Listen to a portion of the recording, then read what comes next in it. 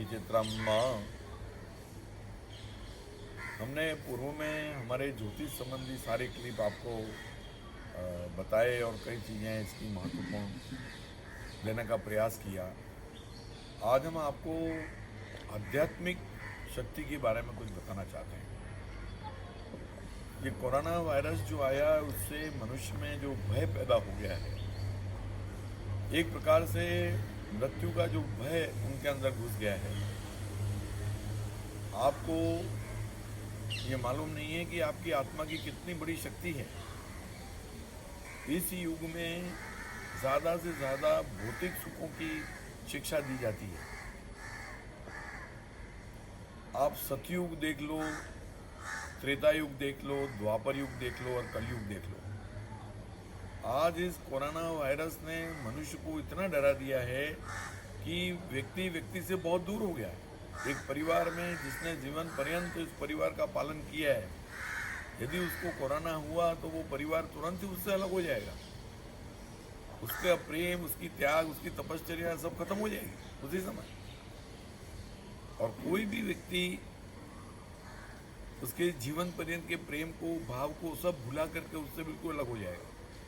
ऐसा क्यों हो रहा है? ये भय कहाँ से आया? समाज इतना भयभीत कैसे हुआ? इसके पहले भी इस पृथ्वी पर हजारों रोग और महामारियां फैली हैं।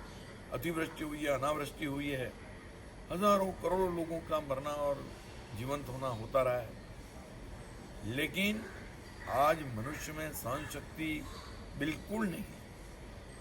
हम आपको सतयुग की बात करें, आपने बिल्कुल सुना होगा, राजा हरिश्चंद्र जो सत्य के लिए जीवन रहा, कितनी भी कठिन से कठिन परीक्षाओं से गुजरे, लेकिन सत्य को नहीं छोड़ा, क्योंकि वो सत्य युग था। तो आज भी हरिश्चंद्र राजा जिंदा है हमारे बीच में।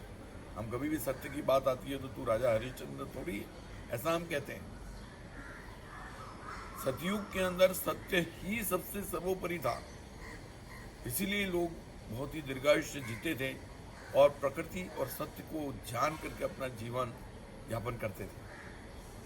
इसके बाद त्रेता युग आया। त्रेता युग में राम युग आया। आपने देखा हो कि राजा राम जैसी परिस्थिति में रहना सबको अनुकूल माना।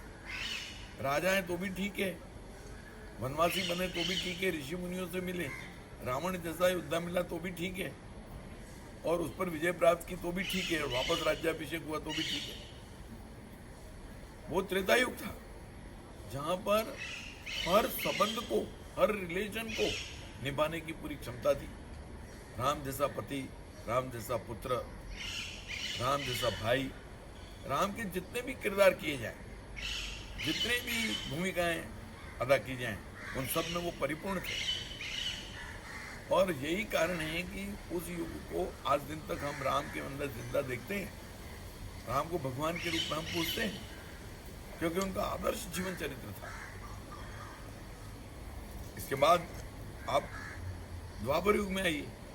द्वापर युग में आप देखेंगे कि धर्म और अधर्म के बीच में सत्य लड़ाई का पूरा दर्शन करवाया गया है कि किस तरह से अधर्म को परास्त करने के लिए, धर्म को विजय लाने के लिए किस तरह से आत्मबल को बढ़ाया गया। अर्जुन को क्या शिक्षा दी?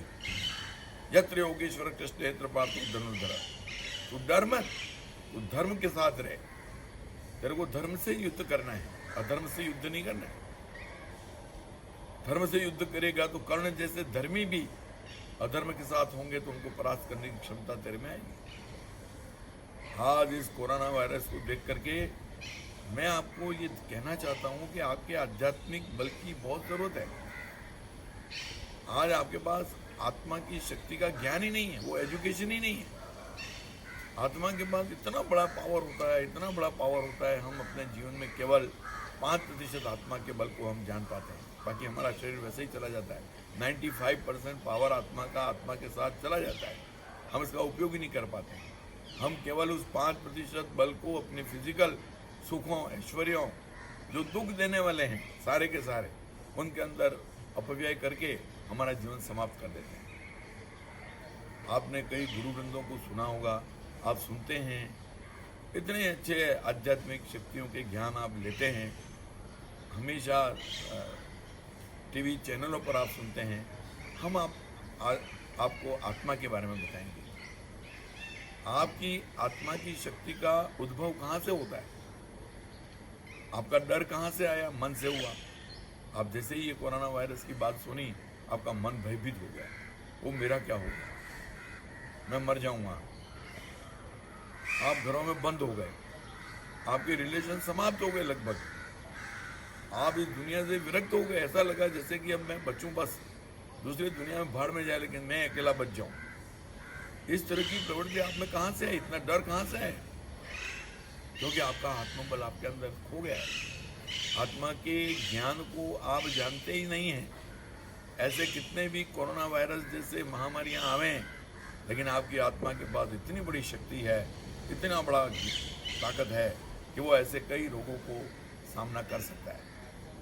आत्मा की शक्ति को कैसे बढ़ाया जा सकता है? हम हमारे आत्मज्ञान को कैसे इंक्रीज कर सकते? हमको ज्ञान ही नहीं है तो हम कैसे इंक्रीज करें? जैसे उदाहरण के लिए हनुमान जी को ज्ञान ही नहीं था कि वो समुद्र लांघ सकते हैं। जब जामवन ने बताया कि तुम समुद्र लांघ सकते हो, तो हनुमान जी को बिल्कुल पावर आ गया, शक्ति आ गई, और उन्होंने समुद्र लांघा, सीता का पता लगाया। तो इसी तरह से आज के मनुष्य के अंदर आत्मा का एजुकेशन नहीं है। आपके आत्मा का एजुकेशन पॉजिटिवनेस से आता है, आपके विचारों से आता है, आपके मनोबल से आता है। जो कुछ भी होता है वो अच्छे के लिए होता है। कोरोना बहुत अच्छे के लिए हुआ है। मनुष्य के इस भौतिकवाद को समाप्त करने के लिए कोरोना एक बहुत बड़ी शिक्षा बन के आई है, और वो शिक्षा जो है वो आपको, आपके मनोबल को बढ़ाने के लिए एक बहुत बड़ा सबक है। मैं आपको कुछ ऐसी बातें बताता हूँ। राजा जनक थे, अष्टवक्र जो है वो उनकी सभा में गया। अष्टवक्र जब गए उस समय राजा जनक की सवारी निकल रही थी हाथी के ऊपर, और वो अष्टवक्र किसी सिपाही से बहस कर रहे थे कि मुझे राजा जनक से मिलना है और उनके पुरोहित से मुझे संवाद करना है ज्ञान विवाद का। तो राजा जनक ऊपर हाथी से बैठ के देख रहे थे, और वो नीचे उतरे और उन्होंने पूछा कि क्या बात है। तब अष्टवक्र जी ने कहा कि मैं आपके पुरोहित से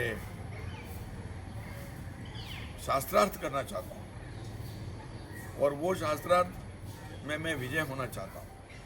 तो राजा जनक ने कहा कि आपको मालूम है, हमारे पुरोहित से साक्षात करने में अगर आप हार जाएंगे तो आपको जल में समाधि लेनी पड़ेगी,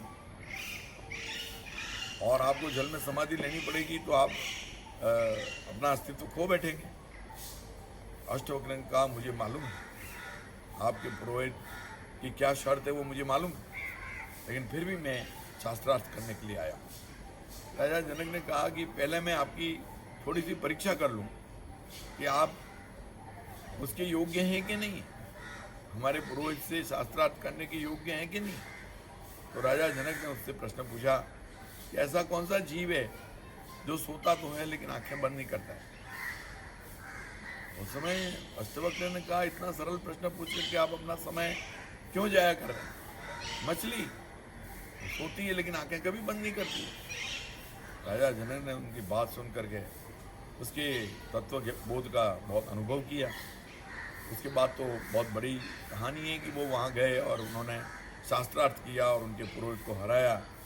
वो वरुण के पुत्र थे उनके पुरोहित, और उनके पिताजी को, कहोड़ को, फिर वापस उनको बुलाना पड़ा।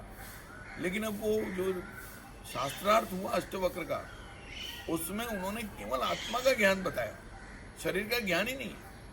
शरीर तो नश्वर चीज़ है। जैसे एक आप कार खरीदते हैं और आपके पास बहुत बढ़िया कार है, आज ही मार्केट में आई है और उसकी कीमत अन्य कारों से सबसे अधिक है, लेकिन वो नश्वर है, एक न एक दिन निश्चित रूप से नष्ट होगी। उस कार के प्रति आपकी जो आसक्ति है वो आपके आत्मबल को कमजोर करती है। इसी तरह से ये आपका जीवन जो है वो महत्वपूर्ण तब है जब आपके पास आत्मा का बल है। ऐसे कई शरीर आप प्राप्त करते रहेंगे, हर समय कमजोर होते रहेंगे। इस शरीर में आप कमजोर हैं इस आत्मा के साथ, तो दूसरा शरीर मिलेगा उससे भी कमजोर होते चले जाएंगे। धीरे धीरे आपका आत्मबल बिल्कुल जीरो होता जाएगा। और आप प्राणी के रूप में भूमि पर एक भार के रूप में होंगे। आपके पास सहन शक्ति नहीं होगी, आपके पास त्याग नहीं होगा, आप बहुत ही अपने आप में सीमित हो जाएंगे और उस सीमितता के कारण आप किसी तरह का भोग सुख विलासिता का अनुभव नहीं कर पाएंगे। इसीलिए हमारे शास्त्रों ने सनातन धर्म में आध्यात्मिक और भौतिक दोनों शिक्षाओं को इतना ही महत्व दिया है। जितना भौतिक शिक्षाओं का महत्व है उतना ही आध्यात्मिक शिक्षाओं का महत्व है। गाड़ी के दोनों पहियों में अगर हवा एक में कम होगी तो गाड़ी आगे चलेगी नहीं। तो आज इस समय में जब इस महामारी से प्रत्येक मनुष्य लड़ रहा है, हम आपको और बता दें, कोरोना महामारी से डरने की ज़रूरत बिल्कुल नहीं है। कोरोना महामारी से अपने आत्मबल से जीतने की ज़रूरत है। आप जितना उससे डरोगे उतना ही आप जल्दी मरोगे। इस शिक्षा से, आध्यात्मिक शिक्षा को बढ़ाने के लिए आपको पॉजिटिव बनना है। पॉजिटिव तभी बन सकता है जब जो कुछ भी हो रहा है वो अच्छा हो रहा है, वो आपके दिमाग में होना चाहिए। जैसे ही आपके विचारों में ये आता है कि मेरे साथ ये हो गया, तो आपके अंदर एक क्रिया शुरू हो जाती है वो नेगेटिवनेस की, और वो आपको नीचे ले जाती है। और जैसे ही वो पॉजिटिव के जो हुआ वो अच्छा हुआ, तो आपके अंदर ही एक पावर ऐसा है जो उसको अच्छाइयों की तरफ ले जाएगा। जो बुरा है उसको समाप्त करने की प्रक्रिया शुरू हो जाएगी। वो आपके अंदर ही है, वो कहीं बाहर नहीं है। किसी भी व्यक्ति के द्वारा आपको ना तो कोई सुख दे सकता है, ना आपको कुछ दुख सकता है। आपके अंदर की चैतन्य शक्ति को जगाने की जरूरत है। और चैतन्य शक्ति कब जगती है? जब आपका मनोबल बढ़ता है। और मनोबल कब बढ़ता है? जब आप कैसे भी संकट को संकट न मान करके एक परीक्षा माने। और परीक्षा में तो डर होना ही नहीं चाहिए, हमें उसको फेस करना है। तो इस एजुकेशन को लेने के लिए आपको प्राणायाम करना चाहिए। इस एजुकेशन को लेने के लिए आप मंत्र का सहारा लेना चाहिए। जगत सर्व देवता दीना मंत्राधीनष्ट देवता ते मंत्रा ब्राह्मणाधीना तस्मात् ब्राह्मण देवता। मंत्र जो है वो इतनी बड़ी शक्ति होती है कि आपको साक्षात्कार करवाती है। लेकिन मंत्र क्या देखता है? आपका भाव देखता है।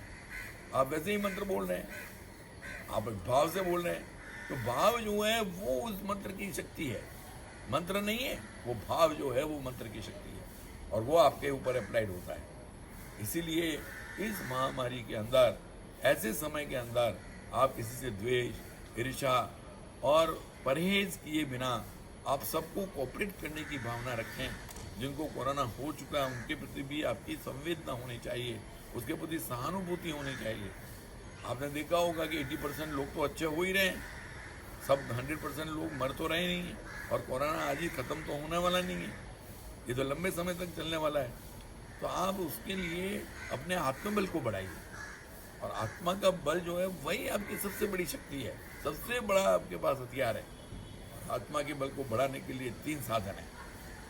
मैं आपको बता दूं, पहला साधन है प्राणायाम। प्राणायाम से आपके अंदर की चैतन्य शक्ति की जागृति होती है। दूसरा है मंत्र। मंत्र जो है वो उसकी खुराक है, आत्मा की खुराक है। मंत्र आते ही तुरंत उसके अंदर एक पावर आता है। तीसरा पॉजिटिवनेस। पॉजिटिवनेस का मतलब जो होता है वो अच्छे के लिए होता है। इसके अलावा आपके दिमाग में जरा सी भी नेगेटिव, एक तनिक जितनी भी नेगेटिव विचार आई तो आपको फिर नेगेटिव की तरफ ले जाएगा। फिर डरते डरते आपको इतना डरा देगा कि आप हर किसी से नफरत करने लग जाएंगे। कहीं जाएंगे तो भी डरेंगे, यहाँ कोरोना तो नहीं होगा। ये आपका जो चैतन्य बल है वही आपकी सुरक्षा कर सकता है। आपके पास ही आपका सुरक्षा कवच है। हम आपको आध्यात्मिक बल बढ़ाने के साधन बता रहे हैं। अभी मंत्र हो गया आपके पास, प्राणायाम आपके पास हो गया, पॉजिटिव विचार आपके पास हो गए। इसके बाद आपके अंदर प्रेम होना चाहिए। प्रेम एक ऐसा अदृश्य अंदर का भाव है जो दिखता कभी नहीं है, लेकिन आप किसी शत्रु के प्रति भी अगर सद्भाव रखते हैं, उससे प्रेम रखते हैं कि मेरे से इसने शत्रुता की है, वो मेरे नेगेटिवनेस की वजह से हुई है, उसने मेरे से शत्रुता नहीं की, मैं कहीं ना कहीं मेरे नेगेटिवनेस के कारण इसको फेस कर रहा हूँ। ऐसी भावना जब आप में आ जाएगी तो आप शत्रु से भी प्रेम करने लग जाएंगे, शत्रु को भी शत्रु नहीं समझेंगे। इसीलिए आपने देखा होगा कि भगवान राम ने लक्ष्मण को अंतिम समय में रावण से कुछ शिक्षा सीखने के लिए भेजा था कि तू एक बार रावण की नीतियों को सुनो और इसको जानो तो तुम्हें ज्ञान प्रकाशित होगा। आज के इस क्लिप में हम आपको यही बताना चाह रहे हैं कि आपकी आध्यात्मिक शक्ति जब तक प्रबल नहीं होगी तब तक आप इस प्रकार के दुखों से मुक्त नहीं हो सकते, उसका सामना नहीं कर सकते। धन्यवाद।